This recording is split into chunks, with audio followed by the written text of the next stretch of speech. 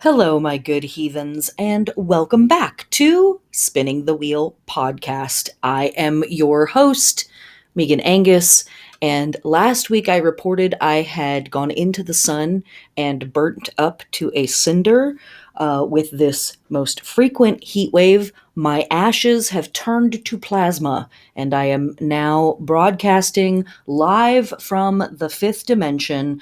I've reached quantum existence and stuff. Truly, though, I am filled with rage and anger right now for a variety of things, but one of them is there is nonstop construction going on outside of my house and or my apartment, I should say. And while in general, I don't really care about the noise or the rumbling, that actually doesn't bother me too much. When I'm trying to do stuff like this, it really fucking bothers me. So, this podcast may be a little choppy and may have come to you a little later in the day than I intended because I had to stop a million times while someone was drilling or grinding or crunching or dragging or banging or hammering something outside. Again, normally that would be a noise set that I paid $5 to attend, but today, a little frustrating while I'm trying to dispense the information to the people. Let's begin. This week we will be discussing the astrology, the holy days, maybe a little astronomy too. Oh yeah, definitely some astronomy. And folklore, maybe we'll talk about a little tarot for the week of July 1st through July 8th. This is Lunar Week 20, I think, for those of you who are collecting the entire card set. Let's get into it. So before we get into all of the beef or the tofu, I guess depending on where you are, before we get into all of it, let me jump forward a week to give you a little bit of context about the work that we are doing in this next 7 days. The new moon is on July 9th. And that will be our first new moon of Litha season and our first new moon of summer. So this is where we are really going to open up to the plans and the work that this part of the wheel brings to us. So in this week, in this next 7 days between July 1st and July 8th, these are sort of the last days and the last hours of this chunk of time, I guess, to say thank you and say goodbye to anything that might still be clinging to us from the last lunar cycle that is just ending, or the last Sabbath, which would actually be Beltane, not Litha, or the last season, spring. Obviously, and again, summer solstice officially started June 20th, 21st, depending on where you are on the planet. So officially, summer has already started, but we know that when we're working with the lunar cycles, we have our solar rhythms and we have our lunar rhythms, and these two systems complement each other. So in the solar realms, in our world activity, in our extrovert forms, we may already be shifting into summer mode and Litha mode, whether we're ready to or not. But in our lunar bodies and in our lunar selves, maybe our more introverted parts of ourselves, we might not at all be ready to shift into summer. I believe that this is something a lot of folks have been saying. They're not ready to come back to the world yet. They're not ready to shift into the hyperdrive of, we're back, baby. America is open, baby. All of that crap, right? So witnessing that for yourself, very important. And witnessing this lunar cycle, that this coming new moon in a week is actually the beginning, in a sense, from the lunar standpoint of summer, because this is our first new moon of summer, our first new moon of Litha. Perhaps that will give you some respite. Perhaps that gives you a little bit of space to breathe and to think to yourself, oh, I don't have to be tanned already and like, have the perfect outfit and be super, super hyper ready to go and be hyper active about everything that's, we're opening back up, maybe it's okay. It is okay. I'm here to tell you it's okay if you're not ready for this. It's totally okay. And our lunar cycle complements that work of taking a little bit more time. Again, even though June 20th has come and gone, taking a little bit more time to allow ourselves to slowly and naturally come into this next type of action and activity and presence and being that this portion of the wheel, summertime, as well as Litha season in particular, sort of asks from us. Okay, so that was a little bit of context for you in terms of what it is exactly that we are trying to do or not do in the next 7 days. So let's get into the deets. We are starting off this week with a waning half moon at 10 degrees of Aries. It is exactly hitting this phase and degree at 2:10 p.m. Pacific Standard Time.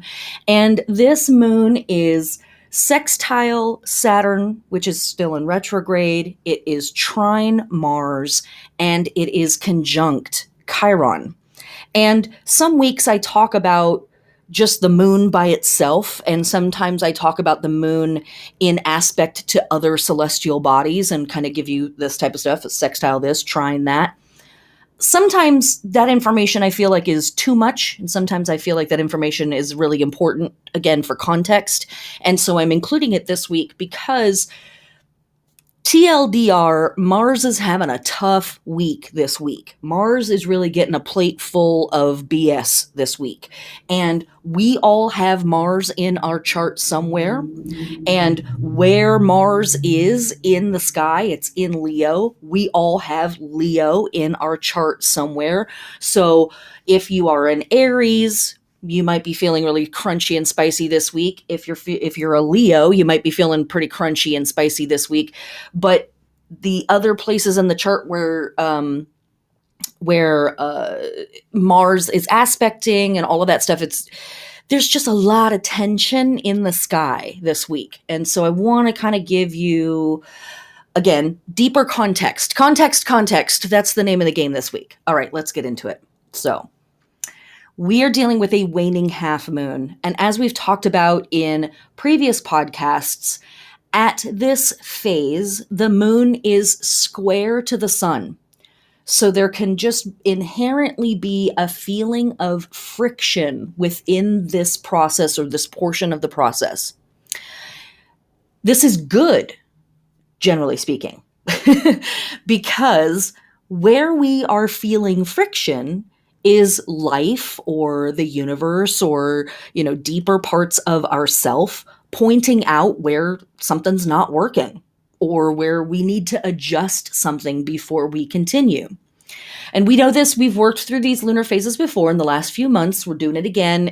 I love doing it this way because we get to work the lunar phase, but we also get to work the lunar phase in every sign because that's what the moon does. So we are leaving the aha, tada sort of vibes of the full moon and the like the presentation mode of the disseminating moon, and we are heading back into the practice space to like refine or even redefine whatever we're going to do in our next lunar cycle, especially because of all because of all the Leo emphasis that's happening in the sky right now. Yes, the sun is in Cancer, but there's lots of Leo vibes in the astrology. I really do kind of think of the full moon in this phase right now as like being a performance moment. And so the full moon is like, I've finally completed my one-man show that I'm going to put on stage, and it's going to be incredible, you guys. Oh my God, I'm so excited to do it. And then the disseminating moon is me going on tour and presenting that and like having a great time and signing autographs and doing all the things. People love it. Lots of applause, of course, right? This is my fantasy. This is how I'm going to fantasize it. Then we get to the waning half moon, and that's the moment where I come off tour. I'm high with the glow of my success and all the fun and cool people I've met and all this really neat stuff that's happened to me. But I'm also in the back of my mind thinking about, even though this show was a success, what do I want to change? What do I want to make better? What do I think is maybe a joke I've told enough times and I want to drop it out of the set? This is where we're at in the waning half moon. We're not looking at this from a place of disappointment necessarily, or, we're not looking at this from a place of like, this wasn't good enough, what has to change? We might be super successful in our last lunar cycle and have achieved all the goals that we set for ourselves.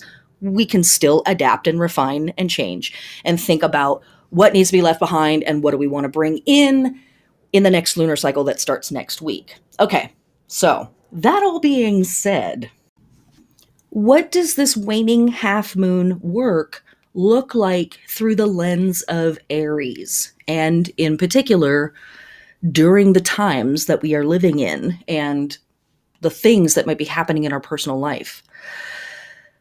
Our confrontation here, right? We're talking about that moon square sun. This is a moment of like a little bit of a crisis moment, a little bit of a confrontation of like, okay, what's not working? What needs adjustment? What needs to get tossed out and recycled? The confrontation here is around our pain and our wounds, both from the funky daily encounters that we have to endure to the pain and the wounds of the times that we live in.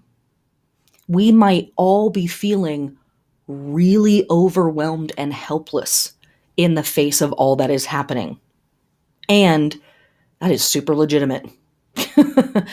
As well as all that we are being subjected to. It might feel extremely unfair. And you know what? It is. It's unfair.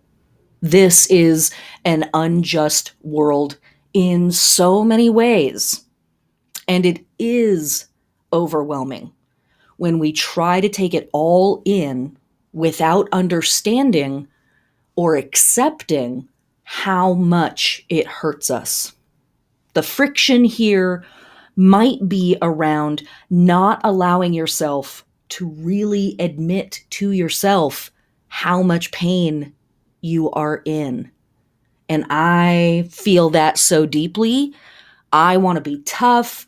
I want to be hard. I want to be butch. I want to be armored and protected at all times. And that is no way to live. I don't want to be in war my whole life. I don't want to be in frictious times my entire life, but I am in them now. And I have to admit to myself what that's costing me to live, what it feels like to live in all of this. The friction here, again, not allowing yourself to really admit to yourself how much pain you are in. Even if it's only for a moment on this moon, we must confront that pain and let it speak. Even if it's only for a moment. This is, in Raven Caldera's words in the book Moon Phase Astrology, which we quote all the time, the wrenchingly ambivalent gift of this moon. It requires supreme Aries gifts, which is courage and also a little bit more courage. I want you to do whatever you need to do this week to give yourself room to feel your anger, your rage, your pain, and your wounds around, the list, right? Police violence, the environmental crisis, Palestine, Indigenous children in Canada. I don't have to tell you all of the stuff that is really awful in our world. what I feel like I really need to tell you is please, please, please give yourself permission to feel your pain and your anger and your wound around these issues, even if it is only for a moment. And I also very much sympathize and empathize with people who hear that and think, that is a yawning pit of blackness in myself. I don't know if it's safe for me to do that. I hear you. I absolutely hear you and see you. But here is the thing. This work is crucial to being able to move into healing this wound and this pain. We got to feel it to heal it. We've got to see it and acknowledge it and witness it to be able to address it properly and at, a realistic depth. Okay. I'm not encouraging you to wallow in your sorrow. I'm not encouraging you to go into places where you are doing harm to yourself. That's not what we want. We're not getting anywhere with that. This is not a moment of martyrdom. This is not a moment of sacrifice. This is not a moment of, self-flagellation or self-destruction. That also is not getting us anywhere. But we do need to be as honest as we can be with ourselves in a healthy way about what we are actually experiencing right now, or we cannot move authentically forward or even sideways, really. So again, this work is super, super crucial to being able to heal and move forward. Heal yourself, heal other people, heal the situation, all of that. I absolutely encourage you to seek out mental health and emotional health professionals. Lean in on your self-care routines this week, and really not just this week, but every week. Again, as I said before, Mars, the ruling planet of Aries, is having a really tough week this week, and this moon could just feel especially acute this week. It really kind of sets the tone for a lot of the other experiences that we might have astrologically. Chiron is square the sun later this week, which really compounds a lot of this personal wound kind of symbolism. So it's tough. Let me just say, this is going to be tough. We've got this. We're going to do it. If we just lived through this freaking heat wave and COVID, come on, astrology, bring it. No, again, I'm just teasing. Like last time, I'm not actually, please don't come and get me. On this same day, we have Mars in Leo opposing Saturn retrograde in Aquarius, trining Chiron in Aries. Mars is the ruling planet of Aries, so I definitely wanted to check in since we're having this waning Aries moon, which is calling on us to do some tough work. I was like, all right, what's going on with Mars? Oh, he's in a fight with Saturn. Yerk. Okay. So complementing this situation with the moon, complementing these conditions that we have with the moon, we have Mars and Leo oppose Saturn and Aquarius. This can feel pretty crunchy. And all of us, no matter where Mars is in our chart, no matter where we have Leo or Aries or Aquarius or any of those other signs, this might just be a crunchy and irritable week for everybody. We might be feeling super mad or super frustrated about a thing, but also in a place or a position where we can't or we feel like we shouldn't express ourselves. So we have Mars that's like, I want to talk about my anger. And Saturn's like, no, we're not talking about that right now.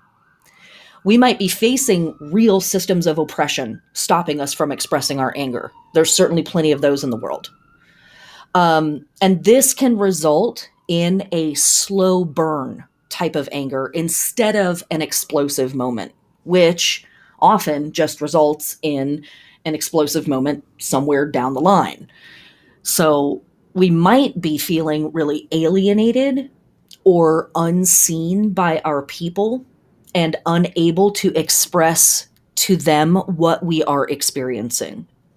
The sun in Cancer is square Chiron in Aries this week, as I mentioned before. So this is further adding to any issues that we might have around feeling like we're not being seen, and we may begin to overcompensate in this way. And that can manifest as just a plain old tantrum. Goddess bless a good tantrum, right? That might manifest as us really needing to like kind of hog up a conversation and kind of say like, hey, you guys, I'm really freaking out about this. I need somebody to pay attention. And everybody else is like, I'm freaking out too. I need attention too. It's not that we don't need the attention. We just, need to find the right way to ask for it. And that can be super frustrating. However, this transit can also be really incredible. So here's a little good news, okay? It can also be a really incredible time if we are working on something, or we have been working on something that benefits from great concentration and meticulous care. If you are doing this kind of work, or have been, this transit brings pressure to a situation that began in January. That was the last time that Mars and Saturn had an argument. They were square to each other at the beginning of January. What kind of stuff was going on at the beginning of January that people might have had a slow burn around? Oh, I'm sure it'll come to me later. But on a personal note, if you have been doing this kind of work, you may see something come to a head this week in this part of your life. And either you're going to see some results from your hard work, or this may end up being a stress test and an opportunity to see what parts break and need more work.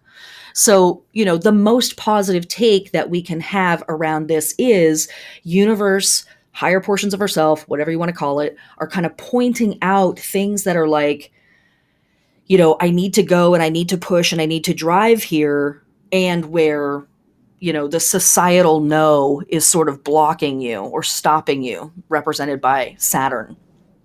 And also,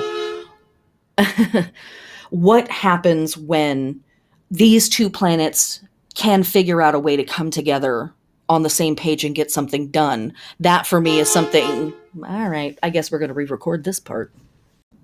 I decided to leave it in because I felt like it was a perfect example of exactly what the fuck I'm trying to talk about. I'm trying to get shit done, and the world is like, no, sorry. We're just going to go and do all this other stuff that's like totally, like against everything that you are trying to do right now. Astrology imitates life, imitates astrology. I can't stand it. All right. Wait, no, I love it. Okay. Before we move on from this day, let me talk briefly about what we are doing with the lunar body. With this waning moon in Aries, we are wanting to relax, clear out, de-stress, soothe, rest, and restore anything having to do with our hair, our head, our scalp, our brain, our eyes, our face, and our sinuses. Aries rules all of those parts of the body, as I always say, not a doctor, medical doctor, just doctor of love. So I'm, do what is safe and right for you from a health standpoint. Talk to your health practitioner about incorporating these lunar rhythms into your body care routines, etc., etc. But this can also be, reorganizing your barrettes. This could also be cleaning out your hairbrush if you use a hairbrush, or your comb or whatever. You know what I mean? Like, we get creative with how these things can be interpreted. And for the plant world, with our waning moon in Aries, this is a fantastic time, once again, for harvesting herbs. And we already know that particularly the night of the summer solstice, but really all throughout Litha season, is historically a fantastic time, and an energetically aligned time for pagans and heathens and witches and spellcrafters and magicians of all types to harvest from the plant world. The plants, the seeds, and plant parts that we might want to use both in magic at this time of year as well as throughout the next 365 days. So again, a fantastic time for harvesting, but also a great time for pruning your plants, doing any type of pest control or doing any type of weeding. Really perfect for that stuff. Okay, let's talk about the holy days, and then we're going to move on to the rest of the week because, whoo, lordy, there's a lot to talk about. Full disclosure, I totally had to tap out because the noise outside got so ridiculous. There was delivery trucks and a garbage truck and the construction and some other construction and rah, rah, rah, the sounds of the city. And then our internet took a crap. So I was like, all right, I'm just going to take it as a sign to go lay on the couch and perhaps imbibe a little bit of cannabis and play some games on my phone. So now I'm back several hours later, and away we go with the rest of the week, the holy days, the astrology, etc. All right. Okay, the holy days that we are working with for July 1st slash the first week of July slash the first weekend of July are the Ifa festival from our Yoruba land friends and the bean ceremony or bean dance ceremony from Iroquois and Haudenosaunee Native Americans. The Ifa festival is a celebration of both Ifa, which is a religious path under the umbrella of Yoruba, and it is also the name of a divinatory system, which is highly regarded by folks within the Yoruba traditions. So this festival can take place, as I said, July 1st, the first week of July, or the first weekend of July. And it is a celebration of this religious practice, the culture and the heritage of this religious practice, as well as the divinatory system itself and the various entities that are involved with this divinatory system and the practitioners of this divinatory system. And in Santeria, enjoy my accent there, Santeria, which is the Afro-Cuban branch of Yoruba. These folks are called Babaloa, and so this festival celebrates them, their place in community, the work that they do for community, and lots of people will go get divination during this time period, both to kind of chart out what they're going to do for the high part of the year, the summer season, as well as kind of the next year overall. And we also have the bean ceremony or the bean dance ceremony from Iroquois and Haudenosaunee Native Americans. The part of the worldview of the way that plants and Mother Nature works for this collection of people is that corn and bean and squash are actually three sisters that thrive best when they get to live together, which is absolutely farming advice from our ancestors, letting us know that these three plants really love to grow together and absolutely support each other. Which is super true. And so we have already seen a variety of different corn dances and corn celebrations, corn festivals. And now we are starting to see bean festivals, and that will be continuing through the highest part of summer. And then we will start to see squash festivals as we move into the latest part of summer and fall. So that stuff is taking place at this time of year. The bean dances and bean ceremonies. I don't have a whole lot of information about them. They are, for the most part, more closed practices than they are open. But what I do, the little bit that I do know about them, it's a lot of the traditional stuff, folks getting together, lots of giving thanks to the land, lots of giving thanks to ancestors for knowledge around food and plants, and lots of giving thanks and sacrifices and dedications, sacrifices, quote unquote, gifts to the entities or the forces of nature that these various groups work with that support their food growth. All right, that brings us to July 2nd. The moon is still in Aries on this day, so we are continuing to do our Aries work, whether that is our internal work or our body work or our plant work. All of those things still apply. And our holy days for July 2nd are the Karchi Puja from our Hindu friends and the Feast of Expectant Mothers, which is a modern pagan holiday. All right. The Karchi Puja is a farming festival, as it were. It is celebrated in some parts of India, mostly southern, and it is thought that the Mother Earth energies are going through their menstruation cycles. And so the land is completely left alone. It's interesting because at this time in southern India, it's pretty hot. It's definitely monsoon season. And I think in some areas, the growing cycle has ended, it's because it's the hottest part of the year. And a lot of that imagery sits very closely with what we would be seeing in ancient Egypt, which sets a lot of our magical calendars, where this is the hottest time of the year. And the growing season and the harvest season has completely ended because the sun is here now to bake everything to a crisp. That sounds familiar. And soon the Nile will overflow and start to crest its banks and flood the Nile Delta. And then as the waters recede and summer turns into fall, the planting season starts, et cetera, et cetera. So it's interesting. It's an interesting symbolism to see at the same time there in southern India.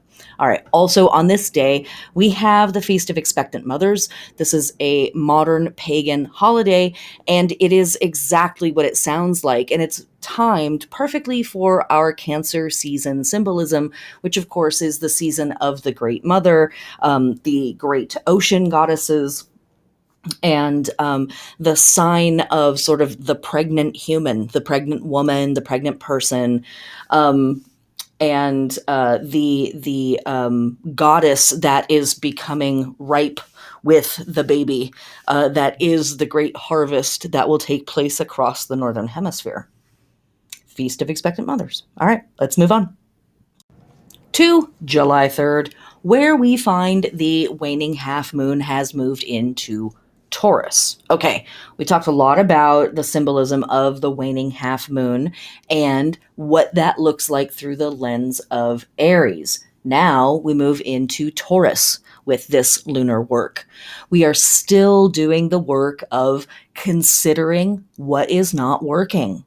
And we are considering the friction in our lives. And now that conversation is moving away from looking at ourselves and what we are being asked or forced to endure. And we move into examining what is getting our support that doesn't deserve it. And what can we do about that?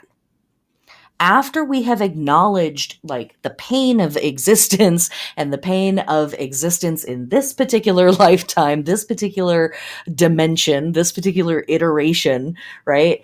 We want to move into a place of action. And one of the first places of action, like after healing, right? Let's not rush it too much. But a form of healing can be thinking about where all am I putting my energy, my time, my love, my money, in particular money, when it comes to Taurus. And, what of those systems are not actually supporting me? What if we thought of money as a sacred energy? Are you putting your money into sacred places? Are you putting your money into sacred actions? Think about your money as if it was like a tool that you would keep on your altar next to your chalice and your athame and your pentagram or your crystals or your knots or, whatever your magical tools are. First of all, would you do that? Do you think of those things as equal? And secondly, when really you do think of those things within the same context, even if that's just like an experiment right now for you, when you do think of those things in being the same context, your athame and your dollar bill, would you put your athame in the same places that you put your money? Would you put your money in the same places that you put your athame? You get me? You get what I'm talking about here? A lot of us really eschew money. We covet it, right? But we hate it at the same time. Um, and that's a real weird relationship to have with something that is a magical tool. Now, you don't have to have money as a magical tool in your paradigm. I'm not telling you that that is required, but what happens when you experiment with that idea? Are you putting your money into systems that support you and your community? Or are you putting your money into systems that actually work against you and work against your community? In this work, in this particular lunar work, I want to acknowledge that many of the systems we live in are designed to only give us bad options. So I don't want to victim blame, or I don't want to blame anybody here, and say, like, why do you have a credit card, or how dare you have a 401k? Those are some of the ways that people chisel out a sense of security in the world. But we also have to, at the same time, acknowledge, where are we doing harm in our efforts to keep ourselves safe and secure? It's tough. It's tough work. But this is part of this undoing stuff that we're doing in this last portion of the moon. It's like, these are the things that I cannot carry with me into the future, because I'm actually deconstructing my future by holding on to these things from the past. What the heck, man? Okay, look, it's not cool. And we got to figure it out. But like I said, I also understand that sometimes living in capitalism, you only have bad options. So sometimes what we have to do here is pick the least of the bad and then stand there as the new plateau and hope to find something better from there. Okay, to support you in this work, while the moon is in Taurus, so that's going to be July 3rd, July 4th, and July 5th. Wow, what interesting timing there. Okay. I want you to make a list of where your money went. Okay. Especially stuff that you bought, like stuff, like material goods. You can write down services, you can write down utilities and your rent or your mortgage. That's fine too. But really, like the physical stuff that you brought into your house. Now, if you can, I want you to find out where it came from, who benefited most from its production and its sale, how were people and natural resources treated, not just in its place of origin, but also during its transport as well. I want you to consider its value. I want you to consider how much joy you are going to get from this stuff. And what are you going to do with it when you're done with it? Now, if this kind of work is intriguing to you and you want to know more about these types of systems in the world, I highly recommend the book The Story of Stuff by Annie Leonard. I have put a link for the book in the episode description, as well as for the patrons, the listing on Patreon. And this is a fantastic book written by a very, very smart person who really understands the intersectionality of stuff and who all is affected and who all benefits when we go to the store and we buy a $5 radio or what have you. It's pretty cool stuff. Okay. Stuff. All right. So for our waning half moon in Taurus, for our lunar body work, we are relaxing, reducing stress, clearing out or soothing the speech and hearing apparatuses. So our ears, our throat, our neck, our mouth, our teeth, all of that kind of stuff. And in the plant world, we want to be planting or transplanting or grafting plants, especially where we want to support or encourage below ground growth. So if you have a plant and you are wanting to transplant it and you are worried about it establishing a strong root system, this is a great time to do that. All right, let's move on. As we are working with this waning half moon in Taurus, we are also experiencing the extremely uncomfortable Mars in Leo square Uranus in Taurus. This transit is more or less gonna feel just as agitated as the Mars opposed Saturn transit, but where Mars felt very sort of suppressed and it has this building anger to it. Mars square Uranus is very, very impulsive. This could be a super rough moment with the pressure from, 2 days before on July 1st, really kind of creating a type of breaking point possibly on this day.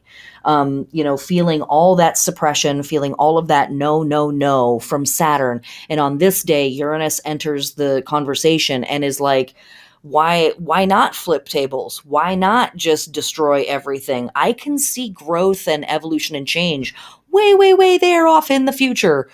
Yeah, we'll get to the growth and the progression eventually. Let's destroy everything.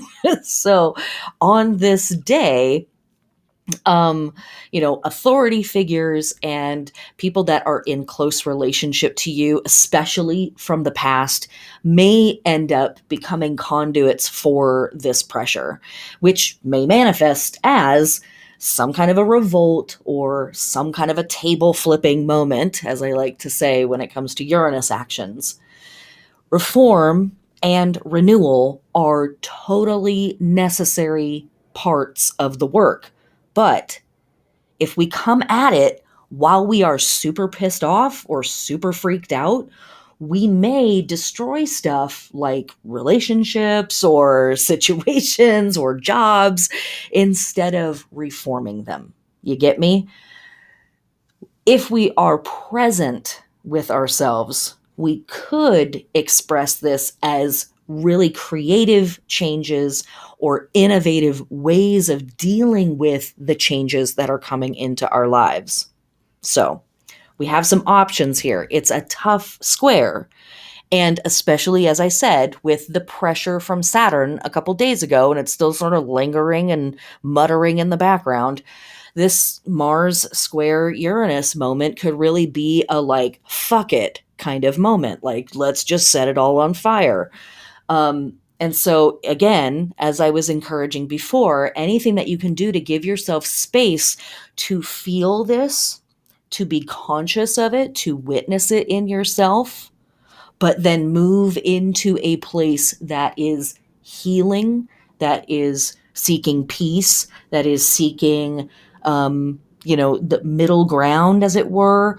It's just a difficult time to, in good faith, for me to encourage you to pop off, because there's just so much opportunity for us to pop off in a way that's like way more severe than what we may have actually intended, or way, way, way, way more severe than what would ultimately serve our goals in the short run and the long run.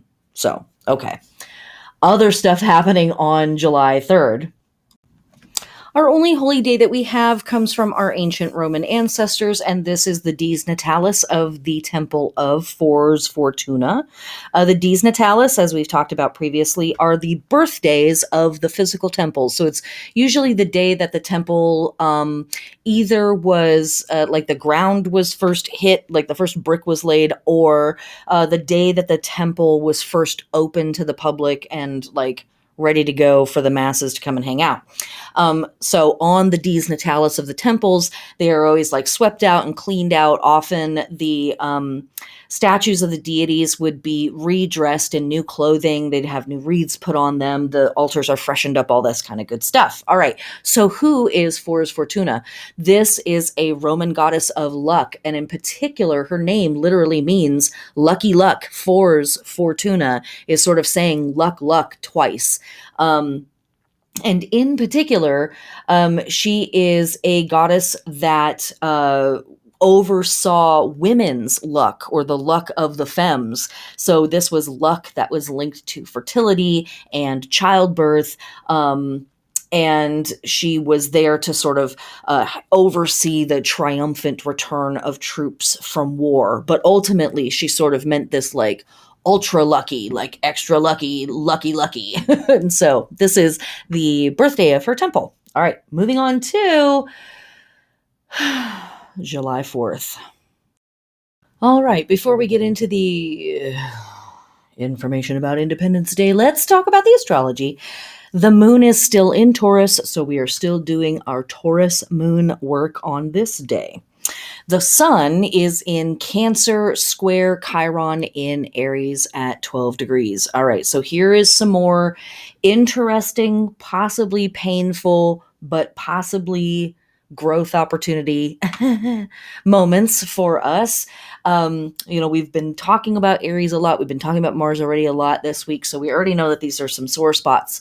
And the sun is our sense of self, and Chiron is sort of our sacred wound, our personal wound that we carry through this life. So a square between these two on the surface does not necessarily sound like a super exciting moment. However, this is a great time to show your natural gifts that make you you, and to overcome fears of criticism or worries about not being appreciated. And here's the thing. You might not be being appreciated. I know that doesn't feel good to hear, but it's the truth. You might be in a situation right now, or maybe a few of them, where you are not appreciated, where you are not being seen, where you are not being valued the way that you should be valued. And this is a time where we can see those parts of ourselves that want and deserve some attention, and we can give them some love and some acceptance. And I love to see this because of that sort of oppressive, suppressive no message that we're getting from Saturn earlier in the week with its opposition to Mars. And the effect of that really kind of feeling like not being seen, or one of the effects potentially, a feeling not seen, not acknowledged, not witnessed by superiors, by our people, whatever. And so this sun in Cancer square Chiron and Aries is really an opportunity to kind of let those portions of ourselves come forward and be like, hey man, I want some attention. And for us to kind of look at ourselves and say, yes, I appreciate you. Thank you for being this thing. Thank you for doing the stuff. Even if nobody else is thankful, I am thankful. I appreciate this. This is a really great time also to forgive the parts of ourselves that try to be perfect, or that try to suppress our idiosyncrasies so that they don't run the show. You get me? All right. Also on this day, July 4th, Independence Day. Indeed. I'm sure it comes as no surprise to you that I could probably talk for hours about the horror of this particular holiday, quote unquote. But I'm not going to. I'm actually going to keep it quite brief because there are sources out there that are way more historical than I am ever going to be, and go look them up. But something to consider briefly. America is experiencing its Pluto return. And this is something that a normal human will not experience in their lifetime. It takes Pluto approximately 250 years to go all the way around the sky one time. And so far as we know anyways, humans don't live that long. Although, with nanotechnology, that may be a different story entirely in just a few years. But, think of all of the things that you know about Pluto and all of the ways that it's discussed in astrology and mythology. And now consider that planet coming back around to the place where it was when this country was born, or the concept of this country in its modern form was born. Funky stuff, kids, pretty funky stuff. I will simply say this. Well, no, it's never simple with me, right? Let me also mention this. At this time of year, somewhere between July 3rd, 4th, 5th, or 6th, the Earth reaches aphelion. And this is the place in our orbit where we are the farthest away from the sun. And if that isn't a metaphor, here in America, we are about as far away from the light as it's going to get. The way that our government conducts itself, and the things that we do as an entity on this planet, pretty gnarly, pretty intense stuff. The perihelion is where we are the closest to the sun in our orbit, and that actually happens right around winter solstice. But here, just past summer solstice, here on July 4th, the birth of our nation, we are the farthest away from the heart of our solar system, the source of light, the source of heat, the source of life. So take that metaphor and do with it what you will. In the words of Tori Amos in the song Home on the Range, America, America, oh, who discovered your ass? All right, on July 5th, the moon moves into the balsamic phase. It's still in Taurus at 29 degrees. And we've talked about the balsamic moon in the past. The balsamic moon symbolism is all about distillation. So we are distilling what we have learned over the last lunar cycle with an eye on how we might use this concentrated elixir in the future. We are standing in two worlds. As I've said before, the balsamic and the waxing crescent moons are very similar to each other in the regard that they both call to us from the past and the future.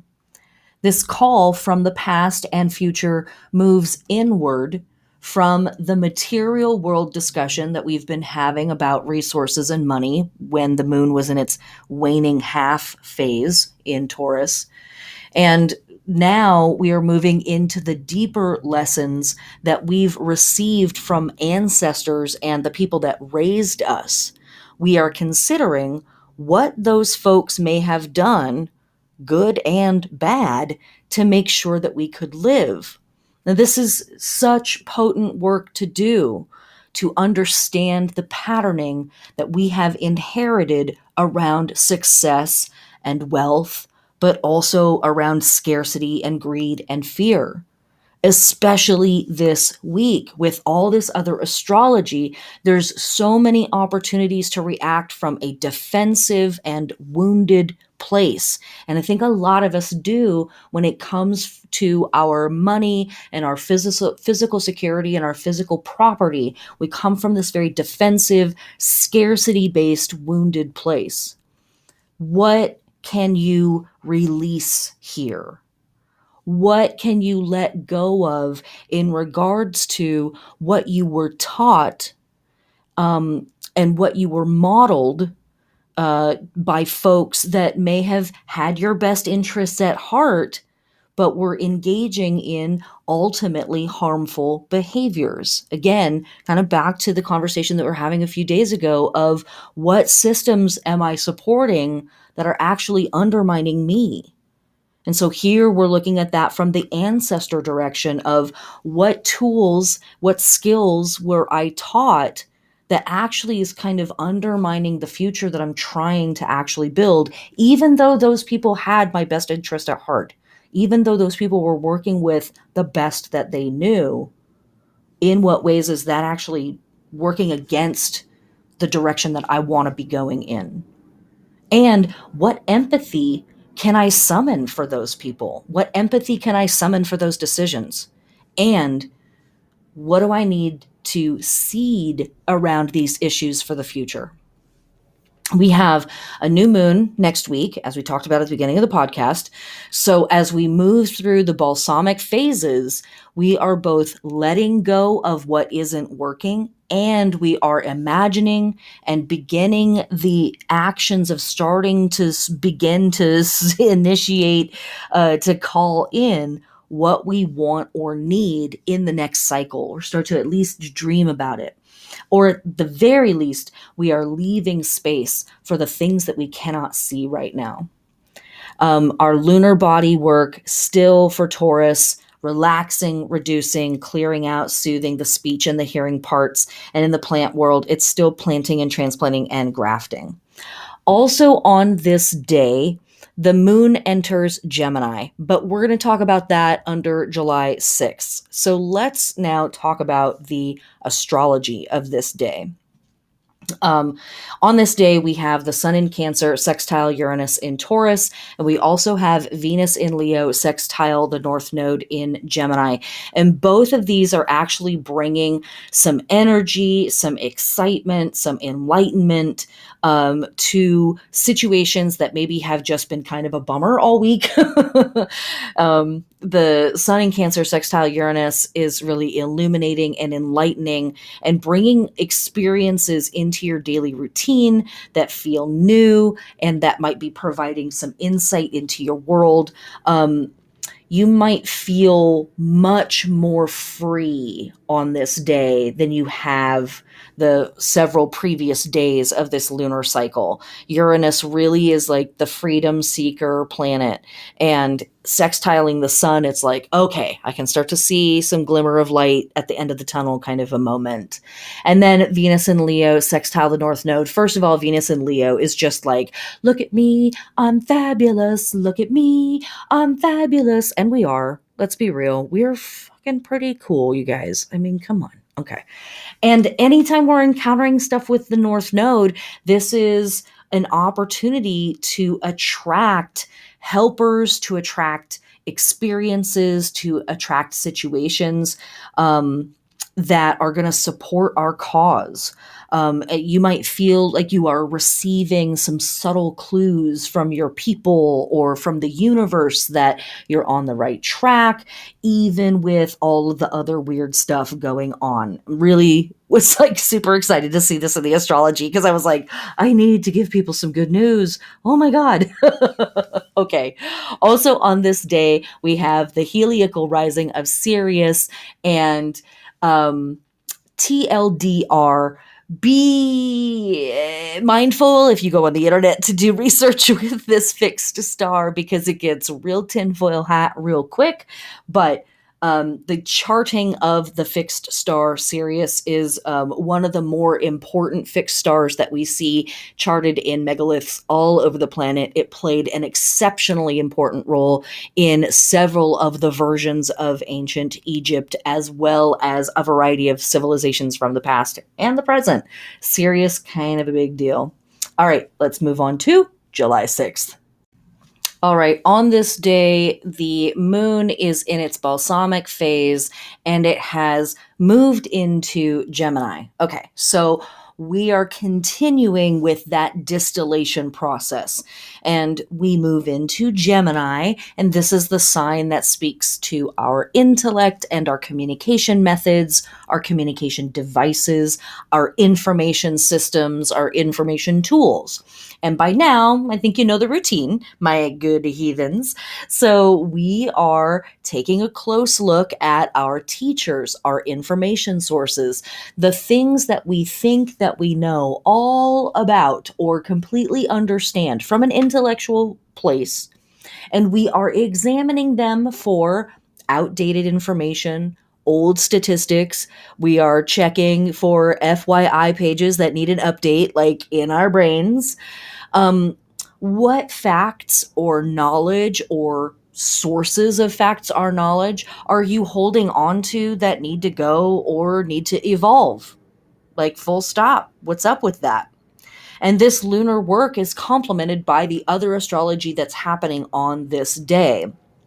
So we have Mercury in Gemini. Mercury, clearly a planet connected to this stuff. Balsamic moon in Gemini, Mercury in Gemini, all happening on the same day. Okay. Then Mercury in Gemini is square Neptune, which is in retrograde in Pisces. And this is a day that can contribute to confusion, pie in the sky type thinking. We can become quite misled on this day. We might find out some secrets, or we might be very secretive on this day. And so we can see here how developing or cultivating some discernment around what is happening in the brain is very, very helpful on this day. Anytime Mercury is squaring Neptune, what we end up with is the brain is trying to tell the emotions what to do, and the emotions are trying to tell the brain what to do. And these two characters, it's great when they're on the same page, but they often are not. And so we can mislead ourselves, or we can be misled by things because we don't have enough information, or we misinterpret the information that we have. So, this can be a great day for studying religion or spirituality or magical practice. But even within those mystical realms, I still encourage you to like double check your sources. If you read something that just feels like too good to be true, see if you can find a few other sources that verify that information for you, and sort of watch yourself go through that process of learning something and being like, oh, wow, I really want to hold on to this fact because it complements my worldview, or it makes me feel good. And then, is this fact actually facts? You get me? Hashtag facts. Okay. Also on this day, we have Venus in Leo opposing Saturn retrograde in Aquarius. So earlier in the week, we have Mars opposing Saturn, and now we have Venus opposing Saturn. And for me, this Venus opposing Saturn situation is very Britney. It is very Bill Cosby. This is very much femme energy, trying to, be performative, right? Trying to be on the stage and be a star and shine, and being told no, no, no, and suppressed and oppressed by the establishment, being given the same old traditional bullshit by the establishment. We love you, Saturn, but sometimes you just stand for old bullshit. So the real argument internally on this day is between your sense of responsibility and your desire to just enjoy life, which, goddess bless, that's an argument that we're kind of having all day, every day right now in 2021. You might feel like just staying away from people and just doing your own jam, and that is totally cool. The Venus opposed Saturn is going to be a quick transit. Don't beat yourself up. Don't let other people beat you up. Don't let other people tell you things about yourself that are not true. So collectively, this balsamic moon in Gemini, Mercury square Neptune, Venus opposed Saturn, the phrase, as I was writing all of this out, the phrase that came to me so strongly was, stop living by the lyrics of someone else's song. There you go. All right. While we have this balsamic moon in Gemini, our lunar body work is to relax, soothe, de-stress, clean, whatever. The armpits, the shoulders, the arms, the elbows, the hands, the wrists, the skin, the joints, the muscles of all of those things. Are you a person that works with your arms a lot? Do you draw? Do you type a lot? Are you a writer? Are you an artist? Maybe this is a really great time, if it's safe for you to do so, to go get a massage for your arms and your shoulders and your hands and treat yourself. Or maybe it's time to like invest in a really luxurious lotion or something that's really going to soothe you. Anything along those anything along those paths or actions really appropriate right now. And for the plant world, we have another day that is really fantastic for harvesting. Again, hooray, Litha season, summer solstice, harvest, harvest, harvest, as well as doing pest control, doing weeding, and plowing, right? Okay. Our holy days for this day, we have a few of them. There's only one I'm going to talk about. We have the day of Aestus from the Romans, the Dies Natalis for the temple of Jupiter Stator from our Roman ancestors, as well as the Dies Natalis for the temple of the Lares. We've talked about Jupiter Stator before, and if we didn't, it's just one of the 875 different titles that Jupiter was like, I do that too. We've talked about the Lares previously this year, so go check out I think it's like the Lunar Week 9 or Lunar Week 10. But the other thing I wanted to talk about for this day is the birthday of Tenzin Gyatso, aka the 14th and possibly last Dalai Lama of the Buddhist tradition and philosophical path. This homeboy is born on this day. Ring a bell, light a candle, say a prayer for the Dalai Lama. All right, let's move on. On July 7th, the moon is still in Gemini, so we are still doing all of our Gemini work. But some of the other work that we can do with this waning moon in Gemini is say thanks to a teacher or a mentor in your life. And if I am one of those people, this is the part where I encourage you to do something nice for me, like wink, wink. If you could leave a review, some 5 stars or even 4 stars, a like, on this podcast, I would be ever so grateful. Please share this with a friend or a coworker if you think that someone could benefit from it. I would be very, very stoked on that. Astrologically, on this day, we have Venus in Leo, trine Chiron in Aries, and along with our Venus vibes from a few days ago. This is another very cheerful, loving, flirty kind of moment. It could be a little more heart-centric or even bittersweet. There might be some real like heartbreak, but kind of heartbreak open kind of experiences that you might have on this day. Again, as we talked about, Venus and Leo is just really excited to be glittering in the sun and be loved and be adored. And Chiron is that part of us that's like, I'm special, I'm sacred. And so together, these two are really kind of doing some cool stuff for us. Our holy days for this week are the holy days for this day are the marriage of Yarilo and Lada and Tanabata from Japan. And of course, in the Litha summer solstice class, we talked at length about the marriage of Yarilo and Lada. Their holy days started back in the beginning of spring and ran all the way through Beltane here into Litha summer solstice season. And we will continue to see, I believe, a couple more holy days for them into the harvest seasons. Like I believe that we have records of them and that they are in the calendar. And then they kind of, go underground as vegetation gods do. Tanabata is a multi-day festival celebrated in Japan for over the last 1,500 or so years.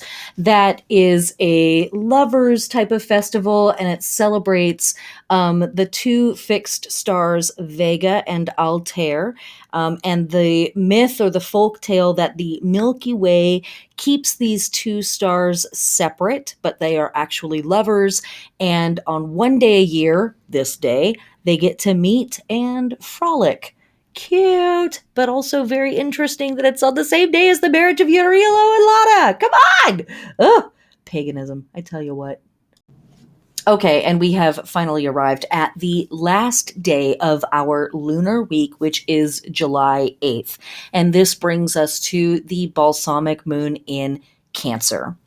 These are the last 36 hours of this lunar cycle.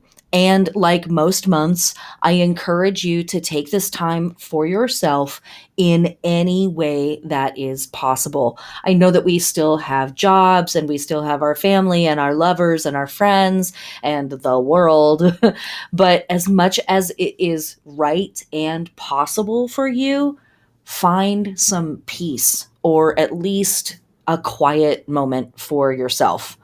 Anything like a long shower or a bath, or if you have access to something like a spa or a pool to soak in, these are all super appropriate with this balsamic moon in Cancer, of course. On this moon, we are pulling out the scrapbooks and we are taking an old trip down memory lane. After this week, yeah, after all of the stuff that's happened this week, yes. I want you to think back on your old life or your old lives. I want you to binge on old music and old movies from your youth. And I want you to consider like pivotal moments from the past that shaped you. But I also encourage you to check in with other people who were there. After all of the tough lunar work this week, we can really start to romanticize the past and we can forget how shit actually went down. We can think about how tough things are now and start to tell ourselves, oh, it was so much easier then. And when we check in with the other people around us, they might be like, what the heck are you talking about? Did you forget about when this and this and this happened? And maybe we did. So after all of the wild stuff that has happened on Earth in the last 20 years, or just even the last 2 years, it's really easy to forget or gloss over important events. So check your memories with others who lived it as well. Collectively, you will remember the stories that matter, and you will get clear on what stories no longer need to be told. For our lunar work that we are doing, our lunar body work, we are relaxing, soothing, and relieving the belly, the breasts, and the stomach. And in our plant world, we are planting, transplanting, and grafting. Again, especially any plants where we really want to encourage root growth, root stabilization, root development. All right.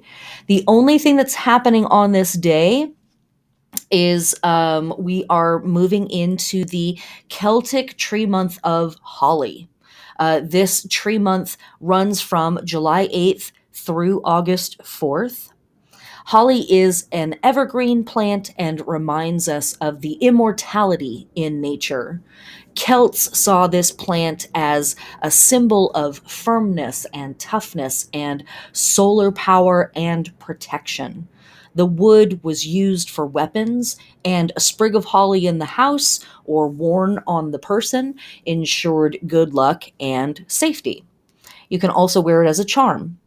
And you can make holy water, holly water, holy water, holly water by soaking holly leaves in any kind of water. If you got spring water, cool, but tap water is going to be just as good.